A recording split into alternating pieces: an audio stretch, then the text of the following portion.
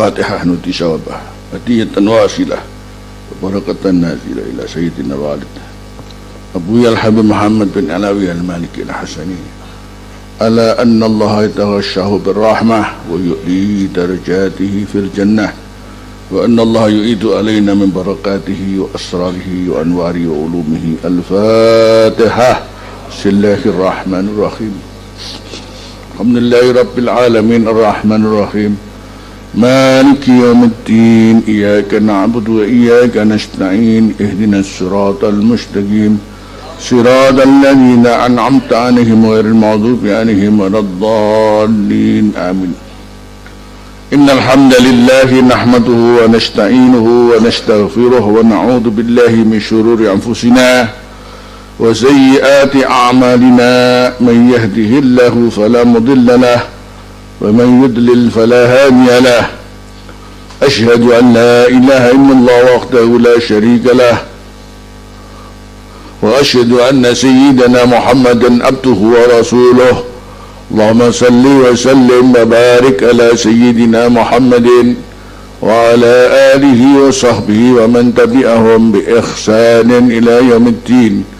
أما بعد فإن أصدق الحديث كتاب الله وخير الهدي هدي محمد صلى الله عليه وسلم وشر الأمور محدثاتها وكل بدعة ضلالة وكل ضلالة في النار. اللهم إني أعوذ بك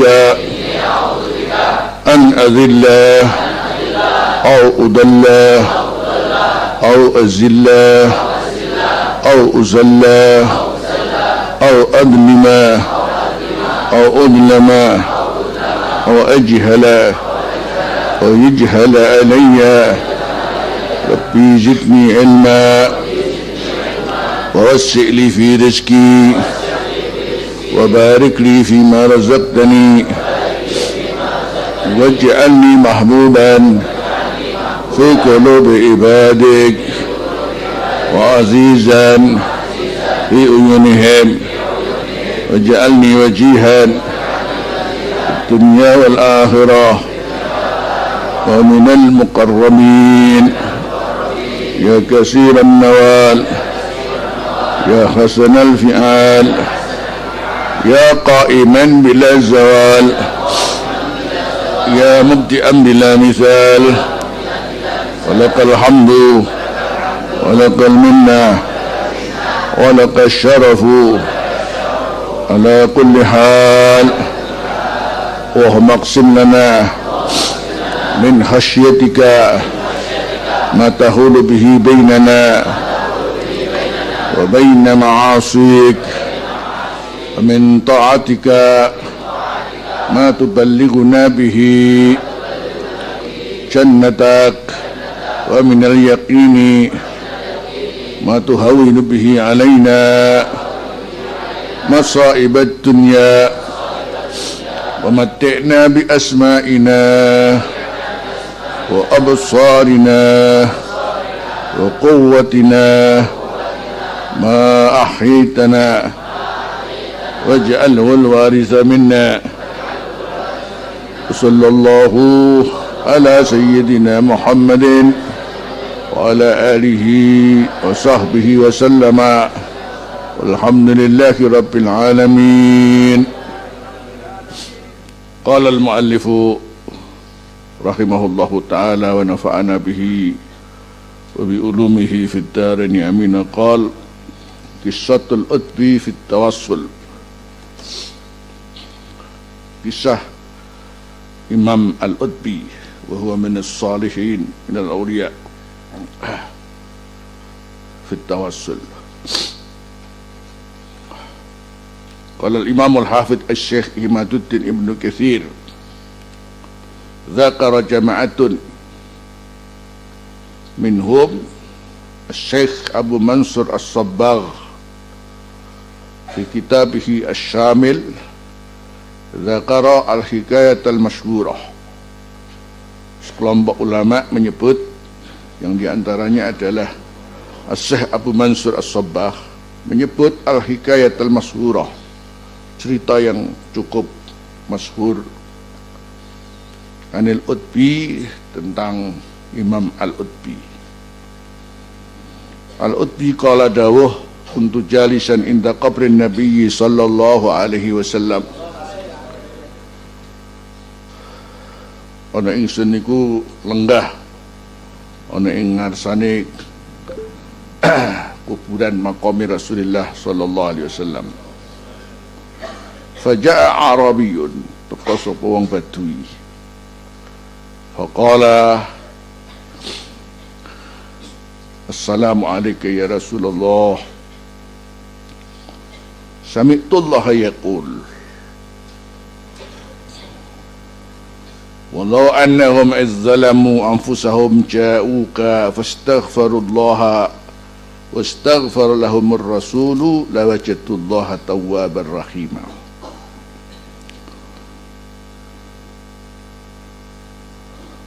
Jadi dia mengucapkan salam pertama, kemudian dia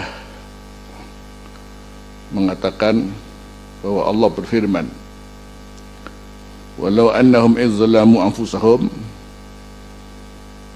ila akhirih surat An-Nisa ayat 64.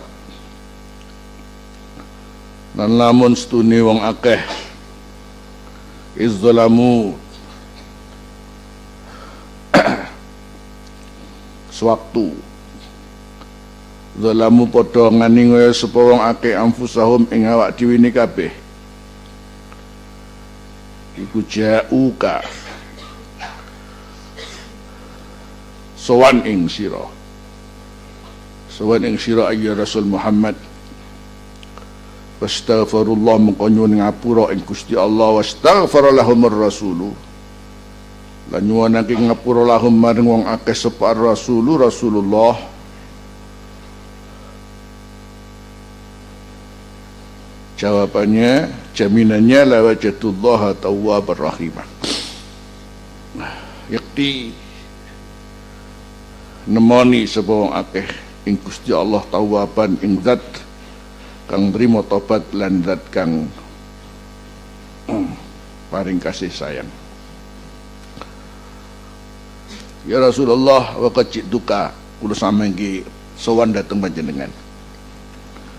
Mustaghfiran halih nyuwun ngapunten li dzambi maring dosa kula mustasfian bika halih nyuwun syafaat pitulung bika tentang panjenengan ila rabbi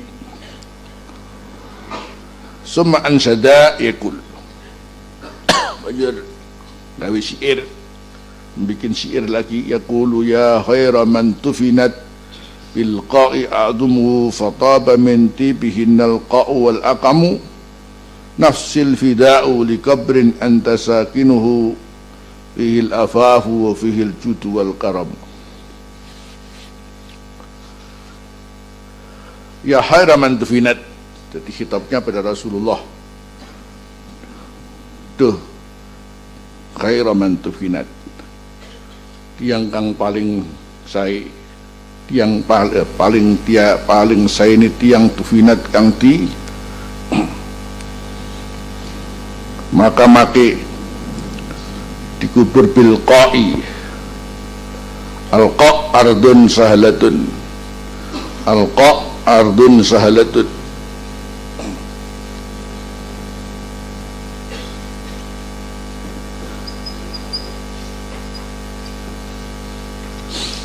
tanah datar. Ini bukan tanah pegunungan, bukan tanah padas, tapi tanah datar. Tufinat dimakamake, dikubur apa adumuhu pira-pira tulangi esiman. Fataba mengko dadi indah, fataba mengko indah. Minti bihina saking indai a'zumuh. Ya maklum kan ini adalah Rasulullah yang disyariati di situ.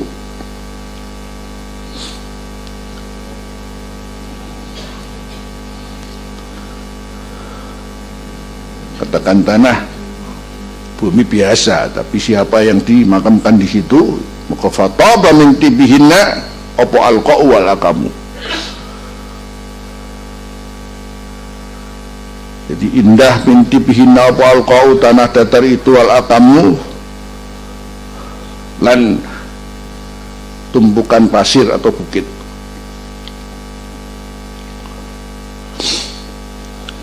Nafsi utawi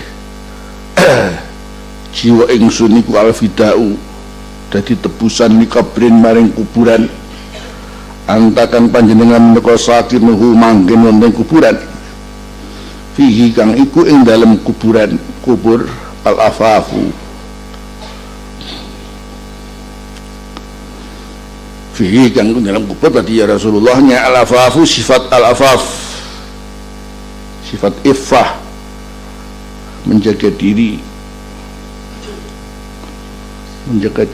dari kalau iffah itu istilahnya menjaga diri dari minta-minta, menjaga diri dari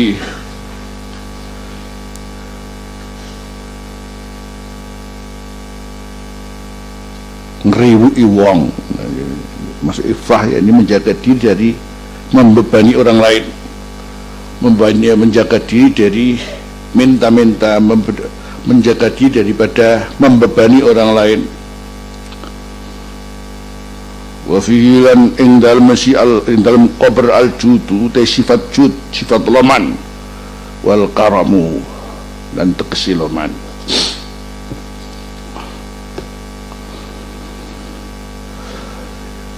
Jadi Badui ini sowan datang Rasulullah, sekaligus menyampaikan sebuah ayat yang gambaran ayat sangat maklum, yakni kapan ketika siapa saja berbuat zalim dan sowan kepada Rasulullah untuk mengadukan permasalahannya terkait dengan kezalimannya untuk taubat dan taubat kepada Allah, sekaligus ya dengan sendirinya Rasulullah memintakan ampun kepada Allah, jaminannya adalah diterima oleh Allah Subhanahu wa taala, terima oleh Allah At-Tawwab Ar-Rahim.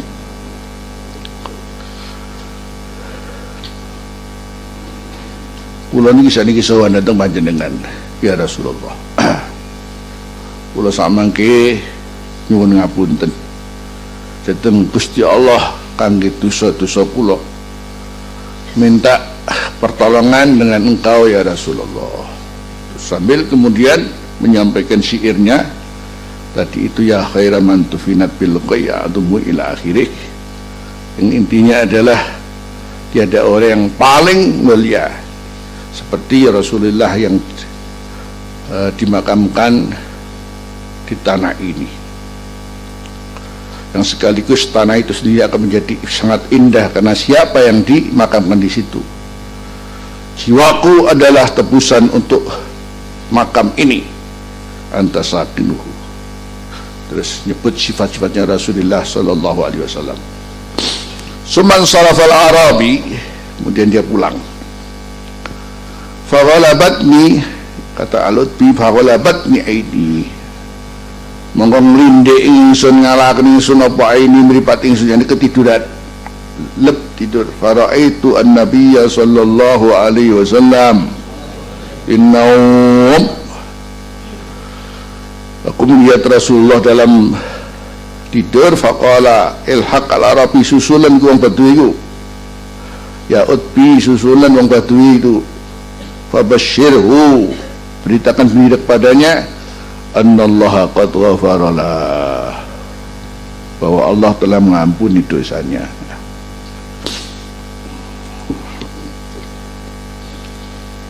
Ini langsung ya, langsung berita gembiranya ya, diterima oleh Imam Al-Utbi untuk disampaikan kepada si Badui itu tadi. Paling enggak dari sini dengan cerita ini maka bagi penziarah kepada Rasulullah sallallahu alaihi wasallam ya dimaklumi ketika ke makam Rasulullah ini seperti kita sendiri bertemu dengan Rasulullah walaupun beliau di alam barzah. Jadi kapan ada saat-saat antara kita dan Rasulullah itu tidak ada batas, dan beliau melihat kita secara langsung di alam barzahnya yang dengan dimensi alam roh yang luar biasa. Kalau menurut catatan yang berkaitan dengan hal ini, adapun kemudian selainnya di luar itu adalah sesuatu yang sudah tentu bukan hal yang dianggap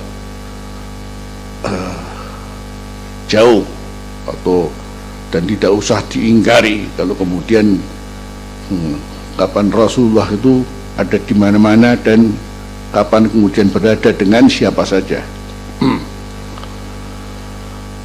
Tapi pertemuan langsung artinya menurut riwayat yang selanjutnya kemudian Anda bisa mengkaitkan riwayat ini untuk selanjutnya kemudian memberi satu gambaran bahwa Rasulullah itu selalu bersama kita. Itu indat tasahud itu maklum. Cukup dalam tasahud kita diajari Rasulullah untuk mengucapkan apa? Assalamu alayka ayyuhan nabiyyu wa rahmatullahi wa barakatuh. Qaf, assalamu alayka berarti khitab langsung. Berarti antara kita dengan Rasulullah pada waktu tasahud dalam sholat itu tidak ada hijab antara kita dengan beliau. Dia di alam roh, di alam barzah. Seperti kita ketika masuk dalam kuburan, kawasan kuburan, assalamualaikum warahmatullahi mu'minin wa inna insyaallah bikum lahikun. Itu ajaran kapan kita masuk ke kuburan. Assalamualaikum warahmatullahi mu'minin. Apa mungkin ada syariat menentukan untuk salam dan kemudian di sini hanya cukup salam tapi nggak ada jawaban? Nggak mungkin kan ya. Berarti kita juga terjawab pada waktu mengucapkan assalamualaikum warahmatullahi mu'minin.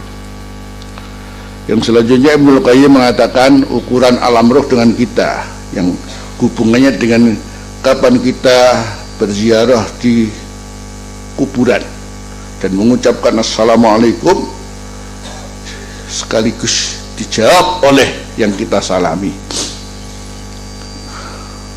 waalaikumsalam. Sedangkan yang kita ziarah di mana? Di alam barzah, atau bagi roh-roh yang baik-baik di alam illiyin, bahwa kekuatan roh, kata Ibnu Qayyim, itu jauh lebih cepat daripada munculnya sorot matahari menembus bumi. Jadi kekuatan alam roh, jadi sambungnya alam roh dengan alam kita itu jauh lebih cepat daripada datangnya sorot matahari ketika menembus bumi.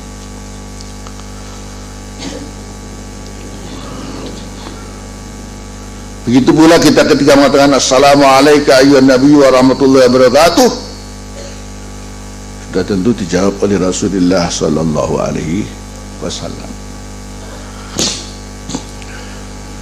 Jauh sebelumnya, apakah Rasul mengenal kita?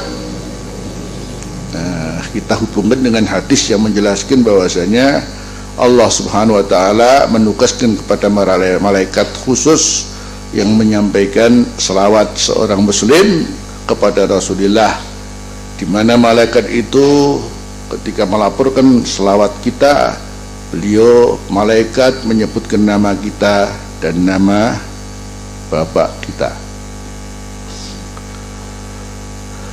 Jadi begitu kita berselawat, maka malaikat melaporkan kanjeng Nabi menika salawatipun Ihya bin Suhari. Ini contoh ya.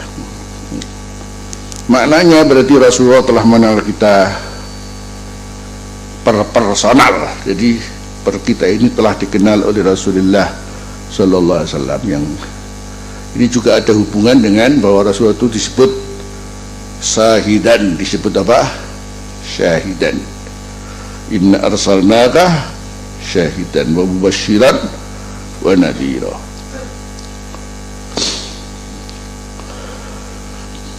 Dan dari sini kemudian kita hubungkan juga dengan ketika Rasulullah SAW di antaranya bagaimana saking kasih sayang dengan kita, maka beliau minta kepada Allah Subhanahu wa Ta'ala agar tidak anta dari kita kaum muslimin segelintir pun. Pengertian segelintir pun karena Rasulullah telah mengerti satu-satunya kita per orang kita. Dan itu Rasulullah minta pada Allah, jangan ada seorang segelintir dari umatku yang masuk neraka, yang telah mendapatkan jawaban daripada Allah Subhanahu wa Ta'ala dengan jawaban yang diabadi dalam Al-Quran, wala saufa yu'tika rabbuka fatardo. Dikatakan bahwa para nabi mereka diberi semacam keistimewaan dari Allah untuk berdoa, dan doa itu mesti akan diijabai, tidak tertolak sama sekali, sebagai simpanan doa khusus apa yang yang diminta oleh para nabi kepada Allah. Kata Rasulullah, para nabi sudah memintanya itu untuk aku, sementara aku tunda. Jadi, dan ini akan saya sampaikan kepada Allah pada waktu aku ketemu sendiri dengan Allah. Dan aku minta jangan ada seorang segelintir daripada umatku yang masuk neraka. Karena Allah menawari sal tu'to, firatin sal tu'to, bila isakat wasfa usyafa. Terus antum bisa balaskan Nabi apa? Nah, jadi kasih sayangnya saya seperti itu. Jadi maknanya berarti tidak ada seorang muslim kecuali semuanya masuk surga. Ini masuk untuk kondisi ya pantas soal nakal dipecuti. Si nakal-nakal itu pun rokok ya wis pantas ini. Dijiwit, dijewer, dibentukno itu. Cuman ukuran seorang muslim asi yang masuk neraka tidak seperti orang kafir yang disebut disiksa, tapi seorang muslim yang masuk neraka yang asi itu adalah hanya untuk dibersihkan dosanya sehingga mendapat kelayakan untuk mentas saking neraka. Jadi tadi saya hubungkan dengan kita tembus dengan Rasulullah dalam waktu sholat, dan kenalnya Rasulullah dengan kita di alam barzakhnya, dan kemudian dengan itu Rasulullah SAW telah minta kepada Allah agar masing-masing kita ini diselamatkan oleh Allah dari nerakanya. Sudah tentu bisyafaati Rasulullah Sallallahu Alaihi Wasallam. Yang kedua adalah ketika kita langsung sowan ziarah ke Rasulullah Sallallahu Alaihi Wasallam, jadi ke makam beliau, itu juga Rasulullah langsung melihat kita.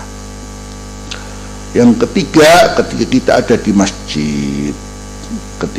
ada di masjid, jadi ini semacam gelombang-gelombang khusus ya, gelombang-gelombang khusus. Jadi gelombang khusus ini, jadi manakala kita ada di tempat-tempat seperti itu, disitulah sebetulnya kita sudah ada tempat untuk bisa bersambung langsung dengan Rasulullah Sallallahu Alaihi Wasallam. Adapun di luar itu semua, kenapa? Karena alam Rasulullah SAW yang sangat luar biasa. Jadi karena dimensi alamnya yang sangat luar biasa, maka cukup kalau bahwa kira-kira semalam saja untuk satu dunia ini kira-kira yang mimpi dengan Rasulullah berapa orang? Jadi ini katakan setiap hari, berarti ada orang yang mimpi dengan Rasulullah SAW. Bukankah itu menunjukkan dimensi alam Rasulullah yang sangat luas, sehingga menemui siapa ya. Itu contoh kecil saja itu. Kemudian banyak orang dengan kasafnya melihat Rasulullah datang di satu majelis, karena ini majelis salawat, majelis ilmu dan lain sebagainya, sampai semacam menjadi hal yang diharapkan. Kalau kita baca salawat bersama-sama, mudah-mudahan Rasulullah datang, kan begitu ya, gitu. Kedatangan itu sesuatu hal yang dimaklumi. Jadi karena dimensi alam Rasulullah, dimensi roh Rasulullah yang sangat mulia dan luas itu sendiri. Tapi saya nggak ngerti kalau kira-kira tibaannya itu lagunya dangdut datang apa enggak gitu. Ini permasalahan juga yang jangan kemudian wah pokoknya kalau selawatan Rasulullah mesti datang tuh ya. Atau selawatan bersama tapi di situ ada hal-hal yang melanggar syarak umpamanya. Ala kulli hal, jadi memang kita meyakini adanya itu, bahwa kedatangan Rasulullah itu sesuatu hal yang tidak perlu diingkari ya. Karena ya alam rohnya Rasulullah yang sangat mulia dan sangat tinggi dan sangat luas ya. Tapi ya sudah tentu, karena kalau toh pun kita sendiri melakukan hal-hal yang berkaitan Rasulullah ini dan sama Rasulullah ini juga sudah tentu diantaranya ada yang bersih, ada yang tidak bersih, ada yang campuran dan macam-macam ya, maka jadi ya secara objektif ya kita tidak punya kebiah-uyah pokoknya kapan tibaan Rasulullah mesti rawuh gitu ya, begitu. Di masjid termasuk diantaranya, karena ada riwayat yang menjelaskan begitu Anda masuk masjid maka membaca salawat yang sigatnya assalamu alayka ayuhan nabiyyu wassalamu alayka ya Rasulullah. Jadi masuk masjid dengan sigat, dengan bentuk salawat assalamu alayka ya Rasulullah. Itu kembali kepada periwayatan hadis yang menyebutkan tentang bahwa kapan kita ada di tempat-tempat yang kita sebutkan tadi itu, disitulah terjadi hubungan kita dengan Rasulullah Sallallahu Alaihi Wasallam secara langsung, dengan tidak menutup adanya kemungkinan kapan kemudian Rasulullah SAW bersama kita dan di mana-mana ya, dan di mana-mana.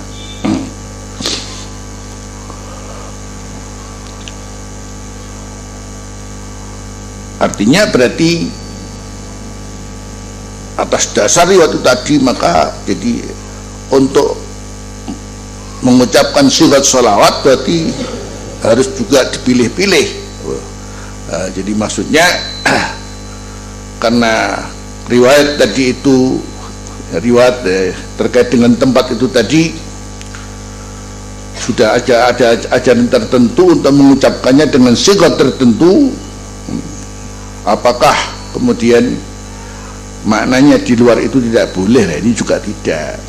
Jadi apakah di luar itu tidak boleh menggunakan assalamu alayka ayyuhan nabiyyu wa rahmatullahi atau assalamu alayka ya Rasulullah? Ya juga tidak ada larangan. Seperti ketika kita mahalul qiyam itu kan khitab pada Rasulullah sallallahu alaihi wasallam. Jadi ketika kita dalam mahalul qiyam menggunakan khitab langsung pada Rasulullah Sallallahu Alaihi Wasallam. Ya kembali karena keluasan alam Rasulullah Sallallahu Alaihi Wasallam di alam barzakhnya, jadi kenapa tidak masalah? Tidak masalah. Jadi tidak masalah.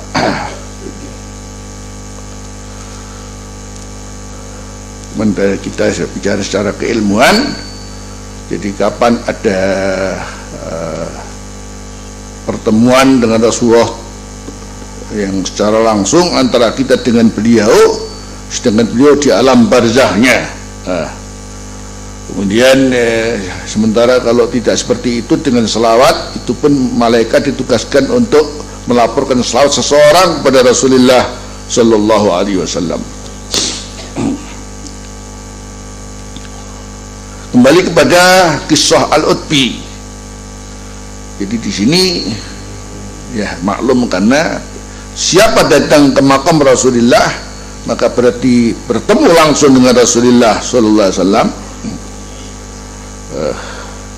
Maka Utbi mengaturkan permasalahannya terkait dengan permintaan ampun dari dosa-dosanya, dan sekaligus pada waktu itu mendapatkan bisyarah langsung di mana Rasulullah dawuh kepada Imam Al-Utbi untuk menyampaikan bahwa si Badui tadi diampuni, yaitu dalam mimpinya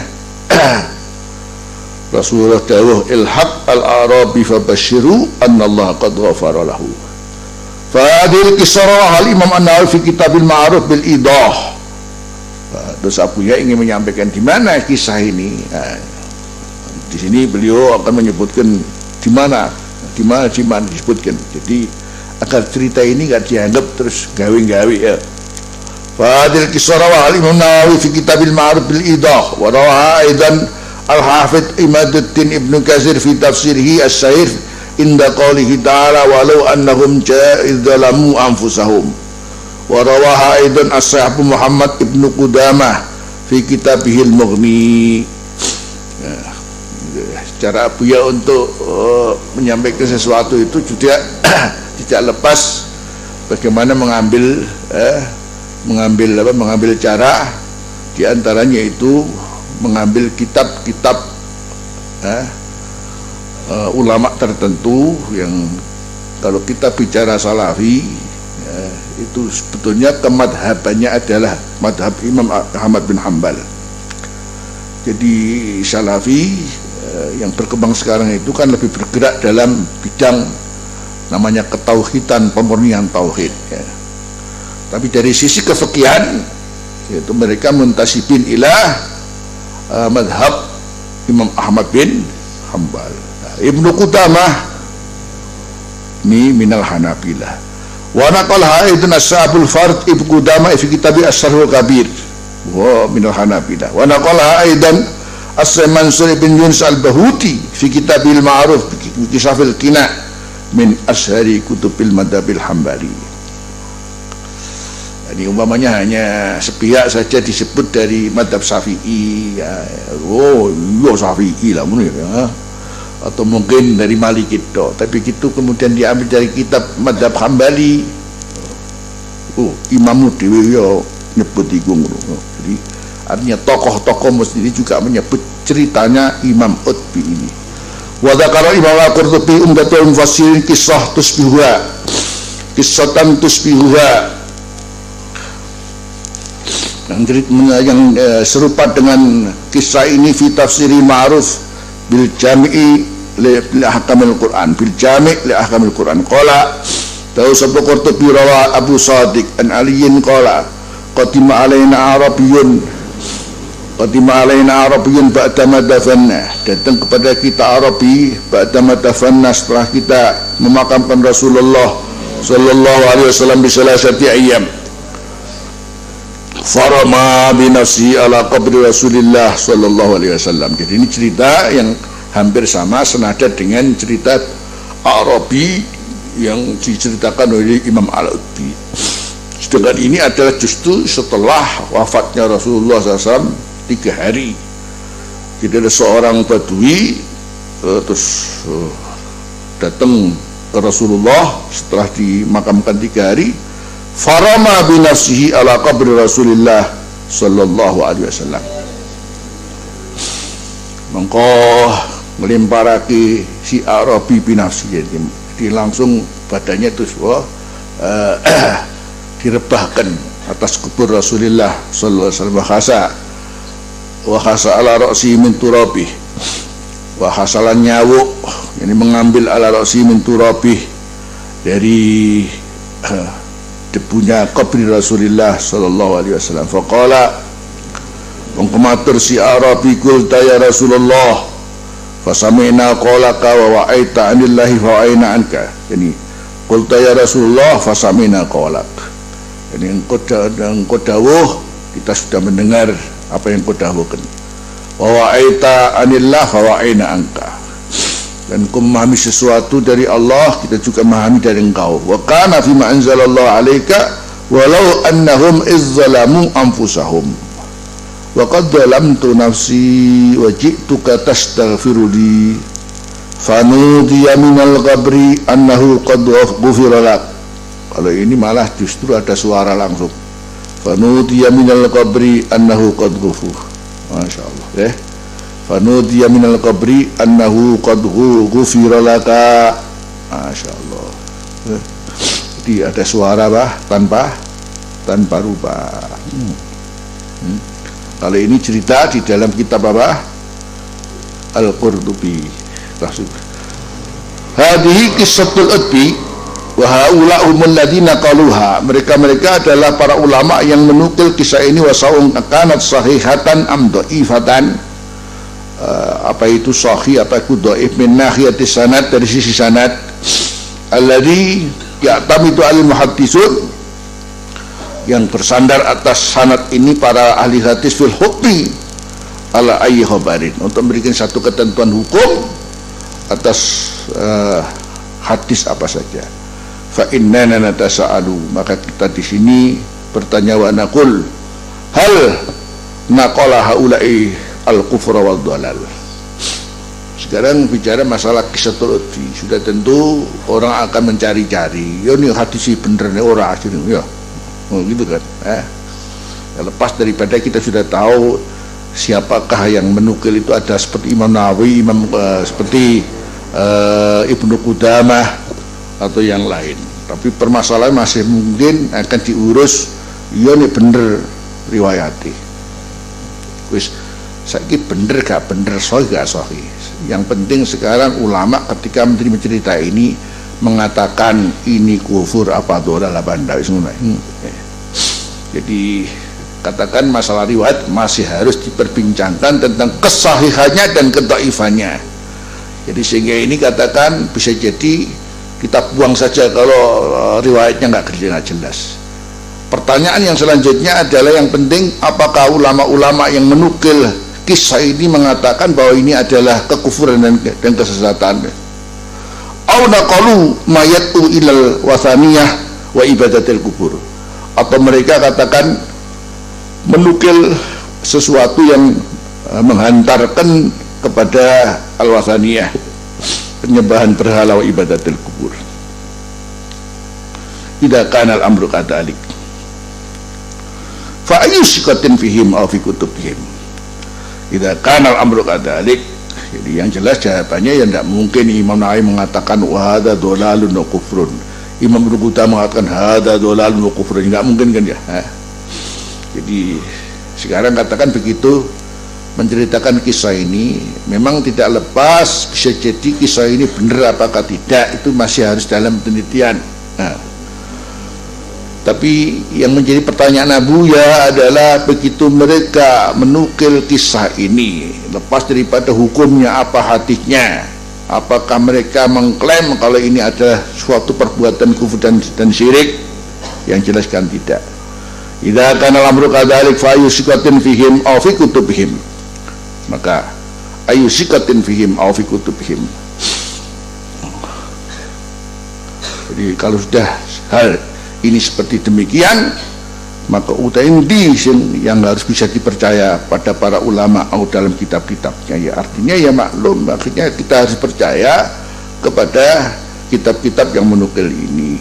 Subhanaka hadza buhtanun, adi niki wong-wong kang tul yo ngono rek, titik-titik sirik, titik-titik apa kufur. Padahal ulama ketika menceritakan seperti ini ya, padahal ini masih perlu dalam penelitian kesahihannya dan kedhaifannya. Itu pun tidak pernah bicara terus mengatakan bahwa ini jelas sesuatu hal yang tidak dibolehkan. Nah,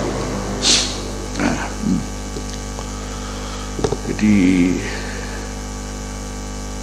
cara aku ya untuk mengkanter masalah itu, masya Allah. Jadi karena ini memang perdebatan ulama, jadi maka bahasanya harus bahasa yang membuat orang itu jadi yang tidak bisa menerima ini itu ya, oh panjeni orang ulama ngono ae.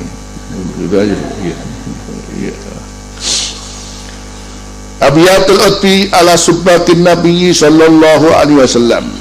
Terus tadi terkait dengan dua bait tadi sampai sekarang itu masih terpampang ada di muwajahah qabri Rasulullah sallallahu alaihi wasallam. Taqaddama dzikrul baitain alladzaini ansadahuma al-arabi inda ziyaratihi lin Nabi sallallahu alaihi wasallam. Cukup jadi tadi sudah maklum disebutkan ada dua bait tadi ya Arabi inda ziyaratnya Nabi sallallahu alaihi wasallam.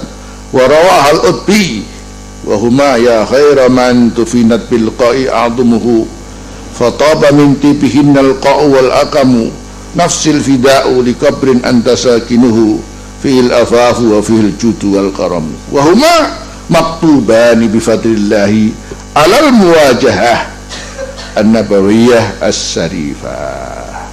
Wa huma maktubani bi fadlillah, tertulis alal muwajahah. Muwajahah itu jadi makam Rasulullah bagian depan yang biasanya orang yakni kalau ziarah ada di situ. Jadi bukan yang di dalam raudhah, bukan ini yang lewatan, yang keluar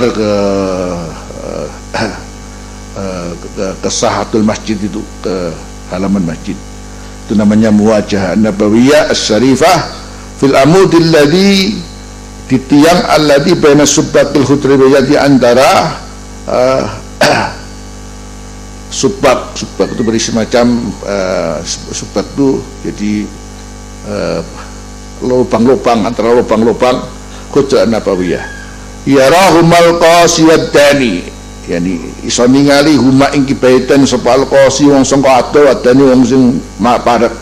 Yani siapa yang ziarah, apakah yang di apa yang di jauh, apakah di dekat, dia akan melihat ini bait ini wadani mundu mi'atis sinin, ini mulai ratusan tahun, hatta fi ahdil marhum al-Malik Abdul Aziz, berfal Malik Suud masih ada, fal Malik Faisal, fal Malik Khalid rahimahullah. Jadi tulisan ini belum pernah jadi terhapus. Fal Malik Fat Khatimul Haramain As-Syarifain hafidhullah wa sayab qayani, dan akan terus tetap biidznillah binaan ala taujiyati Khatimul Haramain, didasari dengan pengarahan Khatimul Haramain Ibnu Hafadhul, menjaga Allah kulli ma fil masjid, atas segala apa yang di masjid An-Nabawi As-Sarif, wa atami izalati ayyi asarin qadim, dan tidak menghilangkan peninggalan-peninggalan yang lama. Ya. Jadi tulisan ini maksudnya masih ada. Jadi Abuya berharap karena dari dulu ratusan tahun tulisan ini terpampang dan bisa dibaca oleh siapa saja yang ziarah, baik yang dekat baik yang jauh. Maka ya jadi harapan beliau, karena ini kemungkinan untuk kemudian apa hilang no kabeh itu panjenengan kelakuan ngono iku ya. Jadi ya, jadi makanya kalau dihubungkan dengan kenapa sih asar-asar Rasulullah ini tambah habis ya,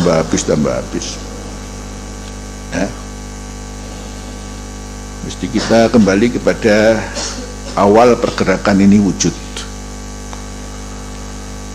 Kan dimaklumi kapan Islam masih dalam pemerintahan pemerintahan Al-Khilafah Al-Utsmaniyah At-Turkiyah, untuk khususnya Hijaz waktu itu memang diserahkan kepada Al-Ashraf, para Al-Ashraf ini, para sadah. Kemudian ada persekongkelan orang Badui yang diketuai oleh Suud. Nah, terus bekerja sama dengan Inggris.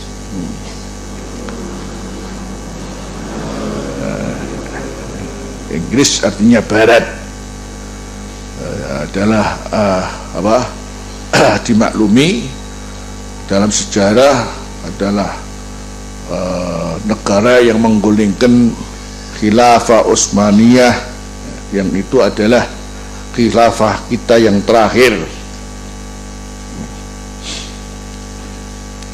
Ketika harus mendapatkan teman untuk menggulingkan ini, kok ketemu karo konco sing dalihnya adalah untuk pemurnian Islam, yang dalihnya adalah untuk pemurnian Islam ini, dan digandeng atas dalih bahwasanya selama ini kaum muslim itu berbuat kesirikan yang tidak bisa ditolerir lagi, maka harus digulingkan, itu harus digulingkan. Itu munculnya kelompok Wahabiyah ini sendiri. Jadi, makanya kalau kita berangkat dari sejarah dan temannya siapa, kemudian ada kesamaan bahwa Inggris artinya negara Barat yang sudah tentu musuh Islam ini berkehendak jangan ada peninggalan Islam untuk tetap ada di bumi. Ya, kalau perlu ya sudah tentu sampai peninggalan yang justru berhubungan langsung dengan Rasulullah Shallallahu Alaihi Wasallam dan para sahabatnya, yang dimana kalau bukan di Madinah. Nah, sementara mereka sendiri punya pendapat, akhirnya podo sambung karo Inggris. Yang sini ingin menghilangkan asar Islamiyah, yang sini menganggap bahwa asar-asar ini justru adalah alat sebagai sarana untuk menjadi orang syirik karena mengagungkan asar. Jadi Inggris ingin menghilangkan asar Islamiyah, dan Wahabi menganggap bahwa asar-asar ini adalah justru yang menyebabkan orang jadi syirik. Ya. Ketemu ya? Ketemu enggak? Ketemu sudah. Nah. Ketemu. Dasar daripada Wahabi untuk tidak perlu harus mengingat-ingat asar, tidak perlu. Tilka ummatun qad khalat laha ma kasabat wa 'alaiha maktasabat. Itu dasar dari mereka. Tidak perlu. Jadi apa artinya sudah, jadi kenapa mesti harus diiling-iling? Tidak perlu. Sudah. Tilka ummatun qad khalat laha ma kasabat wa 'alaiha maktasabat. Jadi apalagi ini asar-asar ini menjadi sebab orang kemudian tidak mentauhidkan Allah Subhanahu wa taala. Jadi gambaran seperti itu. Ini saya masuk di Mekah tahun 76 sampai 80. Waktu itu alhamdulillah ini di Baqi sendiri masih kita bisa melihat ini kuburannya siapa ya. Jadi masih tertulis, jadi orang itu kalau ziarah itu enak. Jadi ke Sayyidina Utsman, ke Ahlul Bait umpamanya, kepada zaujat Rasulullah, kepada putra-putri Rasulullah, enak sudah. Kapan saya kembali lagi ke sana, tidak ada satu pun tulisan di sana. Dan pas waktu itu adalah pas memang penghapusan nama-nama itu. Pokoknya jangan sampai ada orang mengerti ini kuburannya siapa. Dijaga oleh tiap tempat itu yang dulu tahu ini tempatnya siapa. Ini tempatnya Abu Sa'id Al-Khudri, tempatnya Sayyidina Utsman. Jaga satu orang. Nah, terus saya waktu itu masuk di situ. Ya Syekhin, ya koper fulan. Jawabannya tilka ummatun qad khalat laha ma kasabat. Datang ke sana lagi, tanya lagi, semuanya jawabannya sama. Jawabannya apa?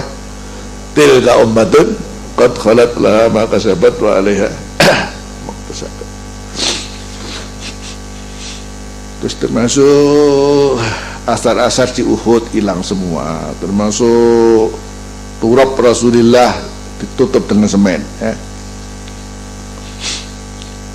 Makanya ini jika yang sekarang ini akhir yang paling dikhawatirkan adalah tempat kelahiran Nabi yang selama ini masih jadi maktabah. Tidak tahu ini akan juga dihapus apakah enggak.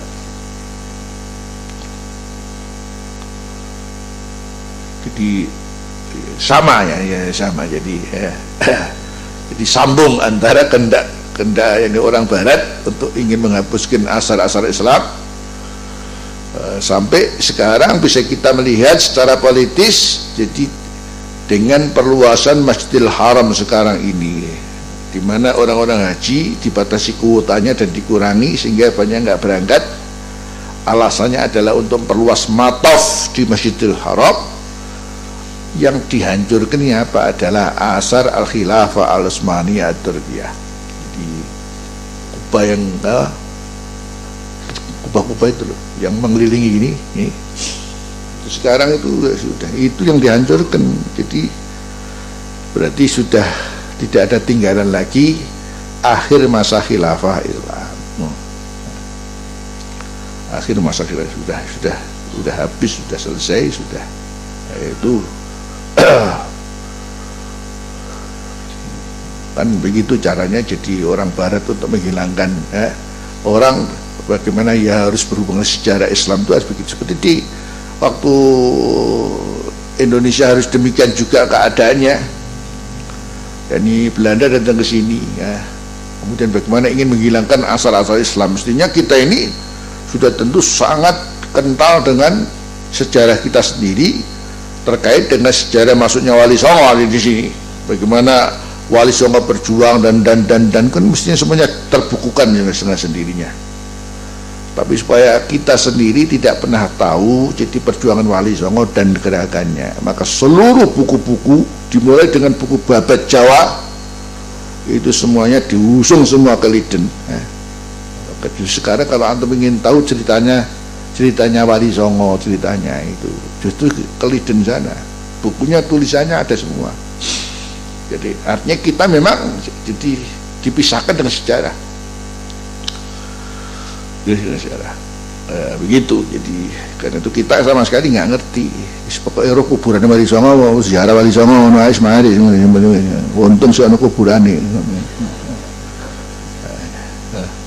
Iku menit kapan Wahabi menanuknya hilang nisan kuburan Wali Songo itu. Ya, gitu. Nah, di Mekah sudah berhasil menghilangkan asar al-khilafah al-Utsmaniyah at-Turkiyah. Kemudian penyetingan tanah haram itu sendiri ya. Bagaimana dibuat ya, yang Ka'bah mestinya adalah penuh dengan kesakralan ya. Maka Ka'bah pada akhirnya ya hanya sebuah rumah kecil karena dibangun sekitarnya namanya hotel-hotel besar ya. Orang mestinya dengan melihat Ka'bah itu bernilai ibadah. Akhirnya kan delok Ka'bah delok jam gede. Ya. Lihat jam kebanggaan, tidak kalah dengan di London ya. Itu yang nyeting Yahudi semua itu. Di sekitar masjid apakah An-Nabawi, apakah Masjidil Haram ya disetting menjadi hotel besar plus pasar. Ya, di hotel-hotel besar dan di bawahnya adalah toko-toko. Jadi antum bisa bayangkan, dikatakan bahwasanya masjid adalah tempat terbaik sedang pasar adalah tempat apa? Terburuk. Masjid adalah tempat terbaik sedangkan pasar adalah tempat terburuk. Itu bisa disetting seperti itu. Bisa disetting seperti itu. Bisa disetting jadi satu. Jangan tanya kemudian nama-nama yang mesti nggak pantas. Wong Mekah ini adalah kota suci, tapi nama-nama nama-nama Yahudi, nama-nama hotel-hotel nama Yahudi, masya Allah di mana-mana sudah ya. Mestinya kan paling enggak itu ya, lu Mekah gantian gitu ya. Enggak ya, tetap nama-nama Yahudi, pemilik Yahudi yang Kemudian yang saya kaget waktu kemarin ke sana adalah masuk Suk Ukat, pasar Ukat, besar kayak hipermarket gitu, besar sekali. Jadi itu di daerah Sari Sidin, Suk Ukat, besar. Subhanallah, kaget saya itu semua toko itu nama barat yang banyak sudah, nama barat. Kemudian yang jual juga sudah tidak seperti yang umumnya di Mekah itu orang laki-laki, juga sudah orang perempuan juga, ya. Jadi apa terusan? Ya, akhirnya kita hubungkan dengan hadis yang menjelaskan bahwa kapan datang satu zaman orang berhaji itu bagi yang kaya-kaya adalah untuk berwisata. Ya pas ya, artinya kan semacam kayak tempat wisata makanya kemudian muncul travel wisata. Travel haji sama travel umroh untuk wisata. Tinggal yang berangkat ini untuk wisata puawa. Jadi sambung semua sudah. Jadi subhanallah, perjalanan hari dan masa itu pas apa kata Rasulullah begini ya bakal kaya ngono, ora iso ora ngono. Dan kita nggak bisa menolaknya, dan akhirnya seperti itu yang terjadi.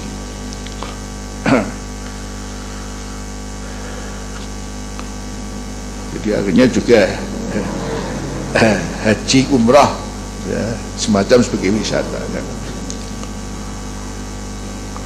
Jadi saya jadi ingat sama Abu ya ketika pesan sama murid-muridnya, karena ya ditengarai memang travel haji umrah ini adalah tempat untuk orang bisa berbisnis, mendapatkan uang ya, karena ya sesuai dengan situasi dan kondisi.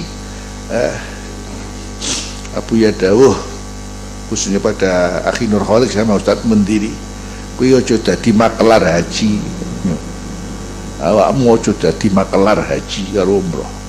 Makelar ini jahat-jahat makelar haji karo umroh. Karena ini ibadah tapi dibuat bagaimana orang berbisnis ya. Ala kulli hal. Jadi ini sedikit tentang perkembangan zaman. Kemudian kita mau tidak mau harus menerima keadaan ini. Dan tadi hubungan dengan masalah Masjidil Haram.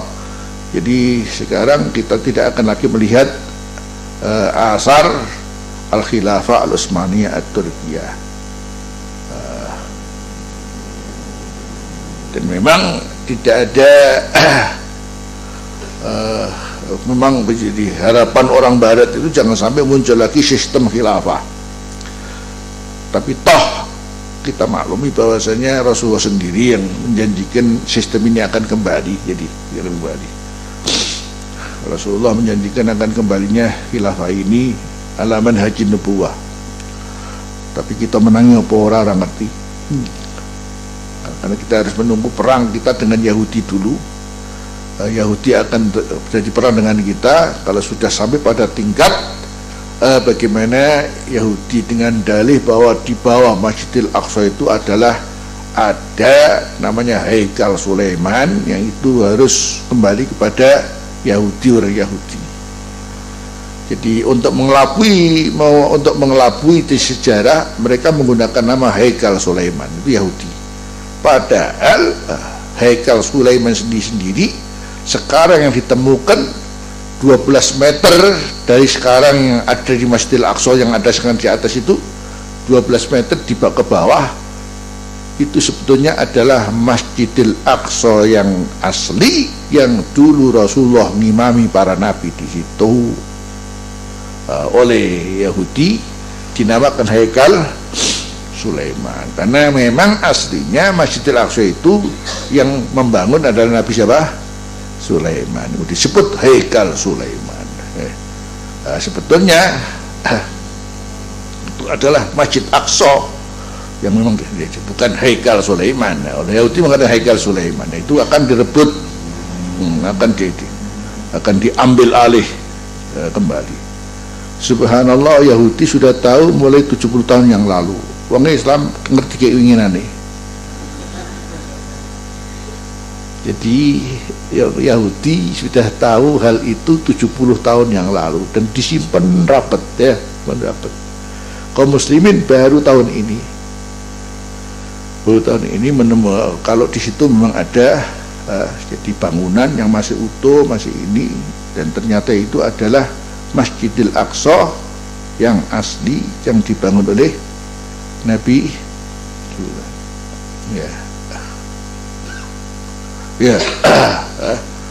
terus yang dimana Rasulullah waktu di Isra Mi'rajkan oleh Allah menyolati para nabi adalah di masjid itu.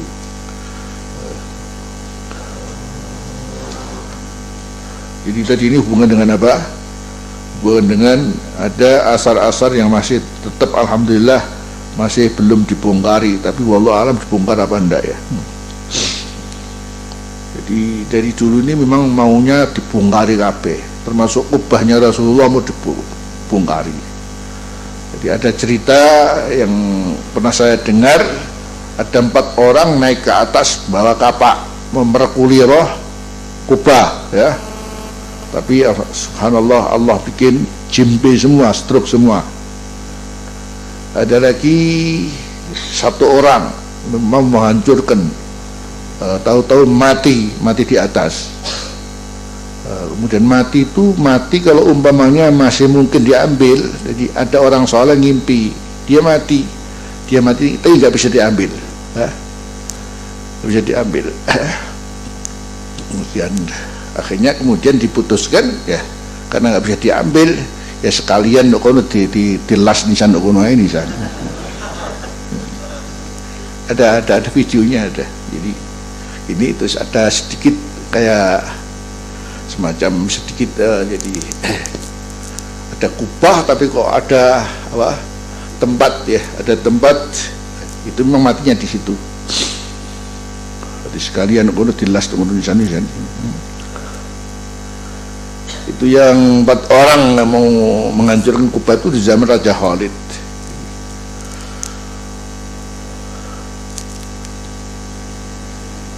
Dan ini mereka ini terus ingin tetap berusaha, jadi ya, berusaha.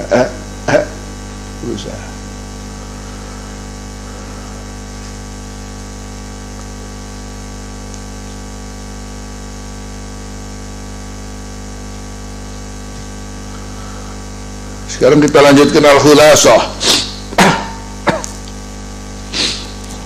Wal khulasah annahu mimma la syakka fi, termasuk sesuatu yang tidak ada keraguan di dalamnya, anna Nabiya sallallahu alaihi wasallam lahu indallahi qadrun aliyun, bahwa Rasulullah sallallahu alaihi wasallam bagi Rasulullah di sisi Allah memang ada kedudukan yang tinggi, wa martabatun rafi'atun wajahun azimun. Fa ayyu mani'in syar'iyyin aw aqliyyin yamna'ut tawassul bihi. Sudahlah. Jadi kata Abu Ya, terus apa ya, sesuatu yang mencegah secara akal yang mencegah bertawasul dengan beliau, khususan waqad ja'atil adillah allati tasbituh, di mana sekarang banyak dalil yang menetapkan tawasul ini di dunia wal akhirah. Walasna fi dzalika sa'ilina ghairallahu ta'ala. Itu pun kitab pun kan tidak dalam bertawasul ini kemudian minta selain Allah, kan tidak, kan waladaina ilayya, tidak berdoa kecuali juga kepada Allah. Fanahnu nad'u, kita ini berdoa kepada Allah bima ahabba, dengan apa yang dicintai oleh Allah, ayang kana apapun. Taratan nas'aluhu bi amalina salihah, yakni tawasul dengan amal saleh, li'annahu yuhibbuha, karena Allah mencintai amal saleh. Wa taratan nas'aluhu biman yuhibbuhu min khalqih, jadi satu saat kita minta kepada Allah lewat orang yang Allah mencintainya dari makhluknya. Jadi satu sisi kita tawasul dengan amal saleh, satu sisi kita bisa jadi tawasul dengan orang yang dicintai oleh Allah. Ya. Ya, apa kalau bukan karena amal solehnya? Kama fi hadisi Adam alaihi salam as-sabiq, seperti cerita hadis Adam alaihi salam yang tawasul dengan Rasulullah sallallahu alaihi wasallam. Kama fi hadisi Fatimah binti Asad radhiyallahu anha alladhi dzakarna, wa kama fi hadisi Utsman bin Hunayf radhiyallahu anhu al-mutaqaddim, yakni yang apa, yang buta kemudian bisa melek itu. Wataratan as'alu bi asma'il husna walillahil asma'ul husna fatuhu biha ya Allah ya Rahman ya Rahim ya. Terus wataratan kama fi qouli sallam as'aluka bi annaka antallah, as'aluka bi annaka antallah, au bi sifatihi au fi'lihi. Satu saat kita minta dengan menyebut sifatnya Allah atau perbuatan Allah. Kama fi qoulihi sallallahu alaihi wasallam fil hadis al-ahar a'udzu biridhaka min sakhatik, itu kan sifat Allah. Wa bi mu'afatika min uqubatik. Wa laysa maksuran ala tilka dairah ad-dayiqah allati yadunnu al-muta'annitun, tidak terbatas kepada lingkaran yang sempit allati yadunnuhal muta'annitun, yang di sini dianggap dianggap oleh orang-orang yang muta'annitun, sing repot-repot. Muta'annitun orang yang bikin sukar sendiri, bikin sukar sendiri, bikin sempit sendiri, disempit-sempit napa kudu ngene tok. Satu contoh umpamanya sholawat ya siji tok ora akeh. Sholawat Ibrahimiyah tok, yang lain tuh itu kan hanya mempersempit masalah ya. Jadi mereka satu contoh namanya bersolawat tidak mau kecuali dengan salat apa? Ibrahimiyah. Soalnya Rasulullah hanya mengajarkan apa? Solawat apa? Ibrahimiyah umpamanya. Sementara kita solawat apa sing ora ono. Solawat Masya Allah ya. Dalilnya gampang. Ya sallu alaihi wasallim taslima ora gitu aja. Pada sama dengan wadkurullah wa dzikran katsira ya. Sudah. Tapi mereka ndak, pokoknya kalau ndak dari Rasulullah kaiso ngono. Ya. Sudah. Muspro ngono. Nanti dari liman ahdasa fi amrina ma laysa minhu fahuwa radd. Wapal temen berarti sih. Man ahdasa ini berarti baru. Salawat Fatih baru. Salawat Nariyah baru. Akhirnya dicari-cari, mengkritisi lagi.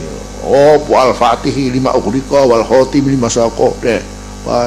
Justru salawat syirik iku jenenge iku. Kurang golek. Iya. Abu ya Masya Allah luas. Coba yang namanya minta sama Allah, bagaimana kita melihat syarat menentukan dengan sekian banyak cara dan cukup luas. Satu saat ini, satu saat ini, satu saat ini, semuanya dari Rasulullah. Jangan kemudian dibatasi kudung ini tok. Tidak tahu mereka kalau dungo itu piye kira-kira ya.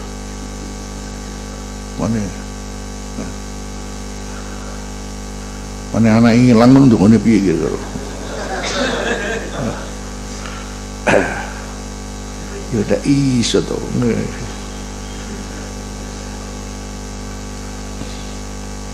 Ya Rabb.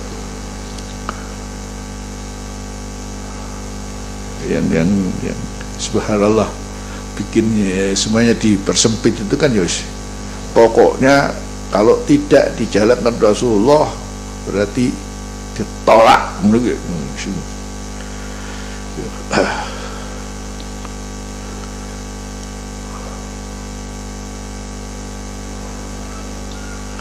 Kita ini katakan santi yo rate pinter ya paham jadi satu contoh, Allahumma atini afdhala ma tu'ti wa salihin, bukannya Nabi nguruk ya ora? Ndak toh? Ndak. Jadi ini di zaman Rasulullah sendiri ada. Ternyata sahabat juga tidak mesti harus melakukan sesuatu. Kalau umpamanya Rasulullah tidak, kemudian merasa ditolak, ya enggak. Justru subhanallah, si fulan kata direspon, si fulan kata direspon, si fulan kata direspon, bahkan langsung jawabannya dari wahyu. Ngono. Ada seorang sahabat takbir, Allahu akbar kabira walhamdulillah katsira wa subhanallah bukratan wa asila. Rasulullah SAW, manil qail, saya Rasulullah. Masya Allah, 13 malaikat rebutan nulis yang kamu sampaikan tadi. Ya. Itu kan satu contoh, ya. Jadi makanya jadi berkembang selanjutnya sampai kemudian cukup Rasulullah memberikan respon itu ketika ketika memberikan pesan, nanti kalau saya sudah wafat, kemudian ada Abu Bakar, ada Umar,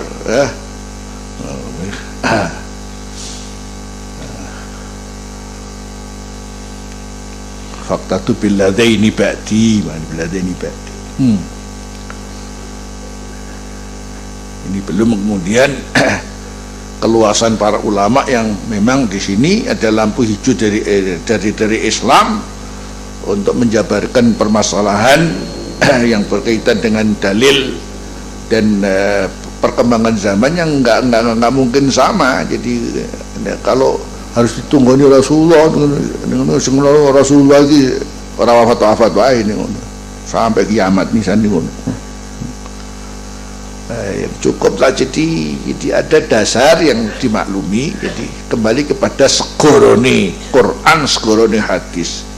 Kemudian kewajiban para ulama yang mendalaminya ini justru di situ berkembang ijtihad, sampai kemudian ijtihad seorang ulama itu diakui sah sebagai satu hukum. Nah, sampai kemudian salah oleh ganjaran. Kurang apa itu? Salah oleh ganjaran. Salah oleh ganjaran.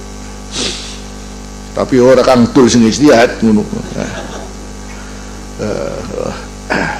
Hanya pinter bahasa Arab baik. Ndak.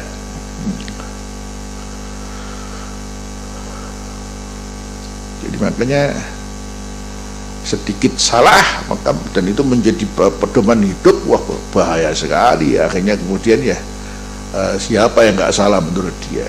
Memahami hadis man akhtasa fi amrina hadza ma laysa biradun, dipahami pokoknya Rasulullah tidak melakukan berarti mardud. Padahal di sini kan man akhtasa fi amrina, bahasanya Rasulullah apa? Fi amrina amriddin. Terus wa amruddini wasi'un, urusan agama itu luas kan gitu kan. Luasnya bisa kita lihat dari mulai nas itu sendiri bisa kita pahami, ya. Ini nas sendiri kemudian dijabarkan dalam usul fikih, ada am, ada khos, ya, dan sebagainya.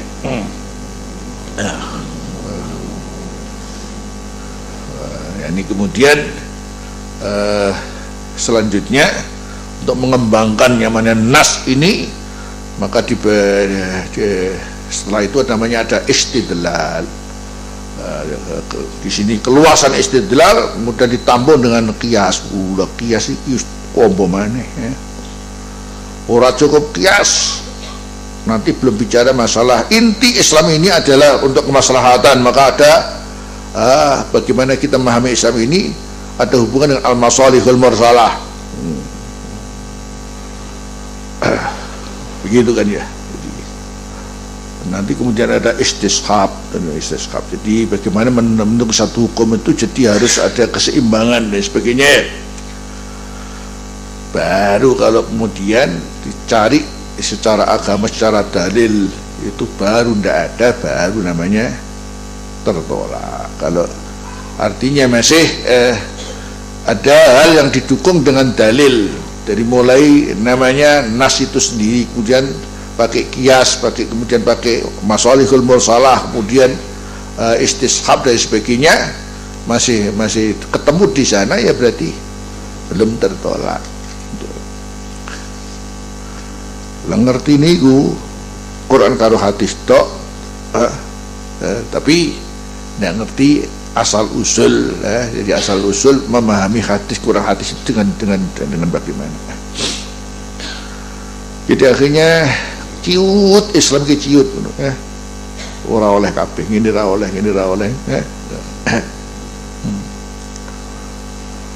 tapi ya nuwun sewu, wis oleh ombo dawa tapi aja ngeslong ngono ya. Ya ono maneh wis kodhong oleh ngeslong kabeh. Jadi tetap dalam batasan-batasan yang kita sendiri harus tetap menggunakannya itu sebagai satu cara untuk memahami Islam dengan benar. Jadi kalau keluasan maklum sampai idza dzaqal amrut tasa. Jadi idza dzaqal amrut tasa. Jadi kurang apanya itu, jadi kalau sudah sempit apapun suatu hal maka akan bisa menjadi luas. Begitu. Nah, tetap ada. Ini jalan tetap mesti ada. Cuman ya memang bukan berarti kalau sudah boleh seluas itu kemudian sakarepe dhewe ya. Makanya ya kita tetap harus objektif melihat ada hal-hal yang membuat kita sendiri telah berbuat ngeslong ya, ngeslong. Termasuk apa? Tibaan lanang wedok. Terus dakwah terus ono sindeni ngono iku. Kiai belusukan itu.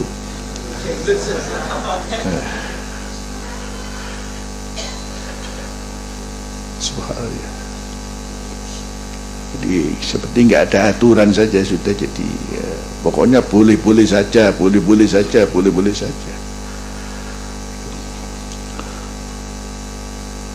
Jadi kalau ada orang kritik ya nggak salah. Ini ukuran bagaimana kita ke kuburan itu adalah adab-adabnya apa. Enggak, no kuburan tibaan no kuburan.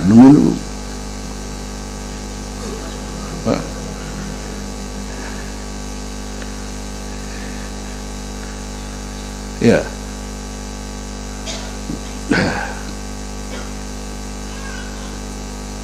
Ya bukan berarti jadi bicara nggak boleh ya, iya ada batasan-batasannya. Jadi kalau kita ke kuburan apa adab-adabnya diantaranya kan diantaranya duduk saja dibahas oleh para ulama. Duduk di kuburan itu Imam Malik ras, jadi tidak bolehkan duduk di kuburan. Karena duduk ini, karena Imam Malik itu ahli dzuk, adabnya tinggi.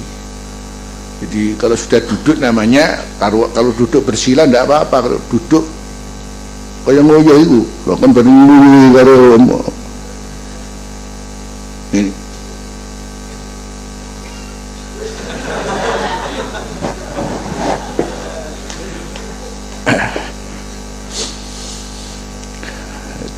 Itu saja dibahas ya, dibahas.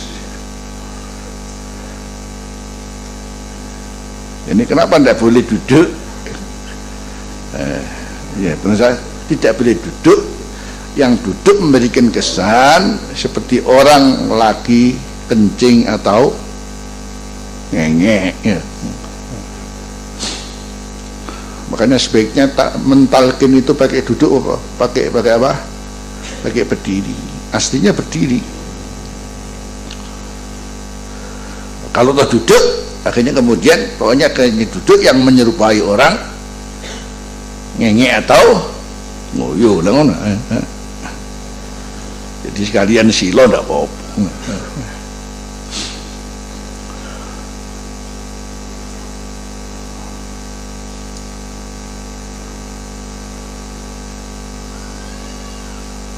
Saya melihat para ulama-ulama itu, orang-orang baik-baik itu, kalau kuburannya biasa-biasa saja sudah. Sing Islam ini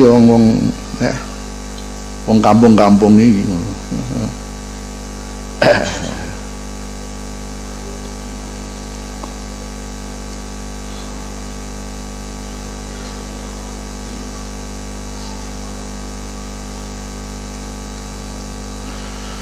Coba kamu perhatikan bagaimana Abuya ingin memberikan jadi wawasan kepada kita yang luas.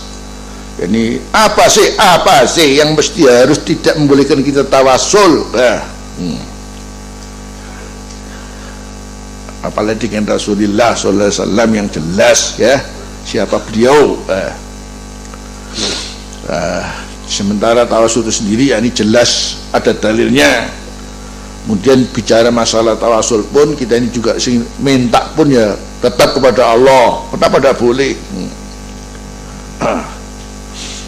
Kemudian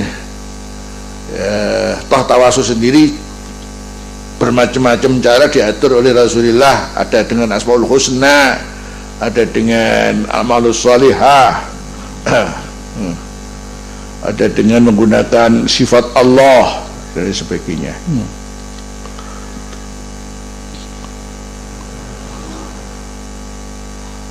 Akhirnya wasirul dzalika anna kullama habbahullah sahata wasul bihi bahwa semua apa yang dicintai oleh Allah berarti boleh bertawasul dengannya. Udah seorang ngerti ya budak nuai ya itu aja sudah.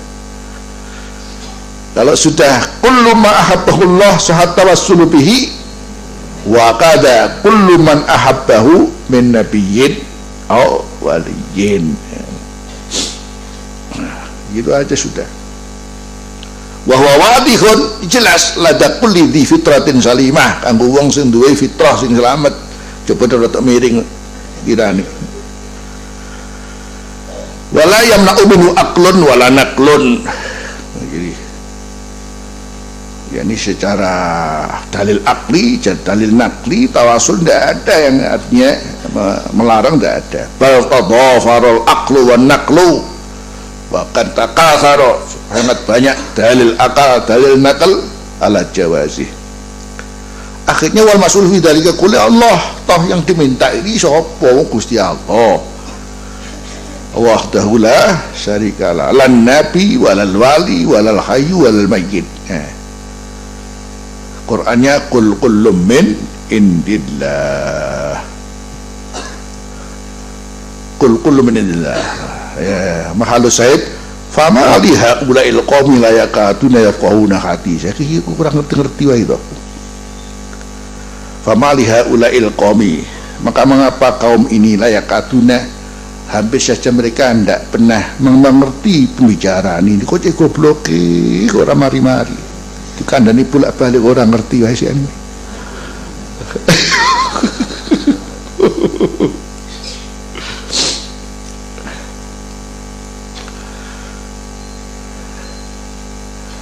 Masya Allah, secara logika masih kini tek mana budak ya tetap aja.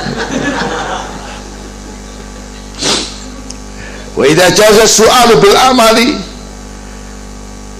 kalau boleh minta dan ditawasul bil amal, fan nabiyyu sallallahu alaihi wasallam aula li annahu afdalul makhluqat, karena beliau adalah paling utamanya makhluk, wala amalu minha, dan namanya amal-amal semuanya sosen nerano sapa ya kanjeng Nabi. Terus sisi lain wallahu a'dhamu hubban lahu, kan Rasulullah memang diciptakan oleh Allah untuk dicintai oleh Allah, sekaligus juga semua segalanya itu adalah amal yang tidak ada yang tidak baik. Laqad kana lakum fi rasulillahi uswatun hasanah wa innaka la'ala. Jadi makasih dia sama sifatinya, yaitu kana khuluquhul Quran. Wis terus apa terusan? Wa a'dhamu hubban lahu wallahu a'dhamu hubban lahu sallallahu minal a'mali wa ghairiha. Ya, kalau umpamanya bicara masalah paling disenengi dening Gusti Allah sapa ya kanjeng Nabi. Wala tasiri malman umin dalik. La ya apa sih ngono la ya ngono ya. La tasiri la ya apa sih gare ora oleh apa ngono. Walafdu la yufidu syai'an aksar. Menyeneng ngomongi jadinya kalau kita gini tetap tidak memberikan faedah yang banyak. Orang-orang ngerti banyak budak wae ngono. Walafdu la yufidu syai'an aksar. Ucapan tidak akan bisa memberikan faedah secara banyak. Karena dia begini dia semua ngomong tapi dia budak wae orang ngerti. Daripada annalin nabiyyi sallallahu qadran indallah. Terus ngene saiki sudahlah, siapa yang paling agung di antara manusia ini kedudukannya dan amalnya, sapa sih? Sudahlah, yaitu Rasulullah sallallahu alaihi wasallam. Wal mutawassil la yuridu hadzal makna ya. Jadi kalau sudah ke Rasulullah ya apanya kalau bukan kedudukannya ini, tidak lebih daripada itu. Adapun wa may yunkiru qadrahu wa sallam indallah wa kafir kama qala semua. Mengingkari qadr, siapa mengingkari kedudukan Rasulullah is kafir ngono ae. Si omongnya akeh ora paham wis ngene ae. Nah, diomongnya akeh ora paham. Di kandhane ini saya budek wae. Saiki ngene.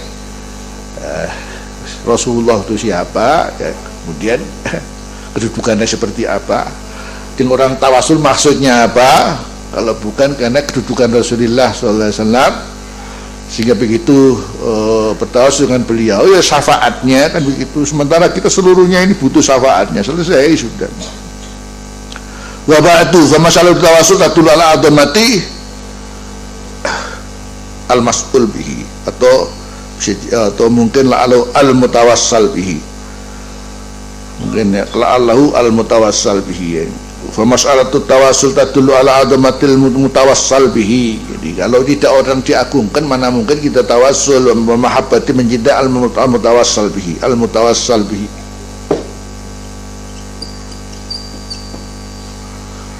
La'allahu